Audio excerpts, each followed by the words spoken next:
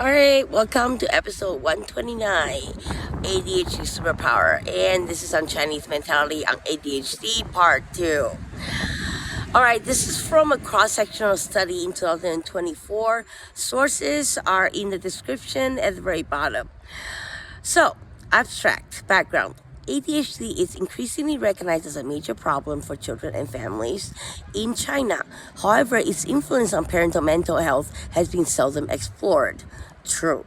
Objective: to examine the prevalence of attention deficit disorder in a community sample of children aged 6 to 13 years and the extent to which it impacts parental mental health.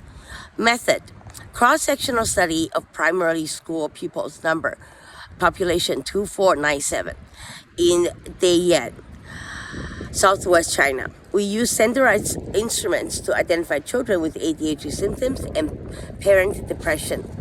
The result: the prevalence of ADHD was 9.8%.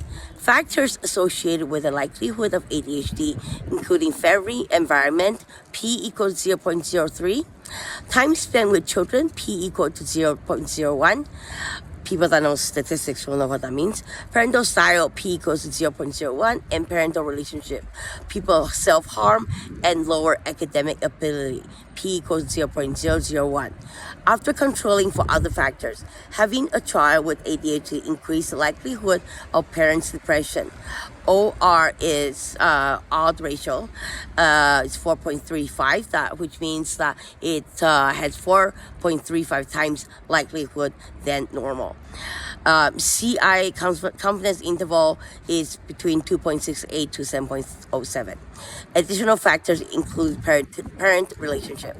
Conclusion of this study: ADHD may be a common disorder among Chinese children, the symptoms of which may increase the likelihood of parent depression if it's not diagnosed properly.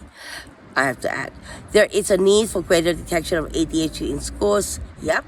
Acknowledgement that it can be gifted. Yep. Acknowledgement of the challenges the disorder creates, academic success and family well-being.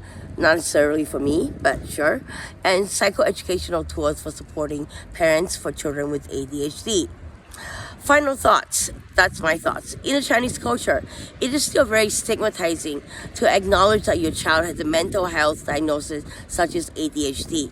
If you do not recognize ADHD is also part of the gifted, you will put your kids back 3 grades, I can swear to God, instead of them excelling 3 grades ahead. Okay, it's expected that children to get disciplined at home instead of seeing a therapist or taking medications from a young age. Alright, so the sources obviously are at the bottom, and thank you for listening. Now here's a mess.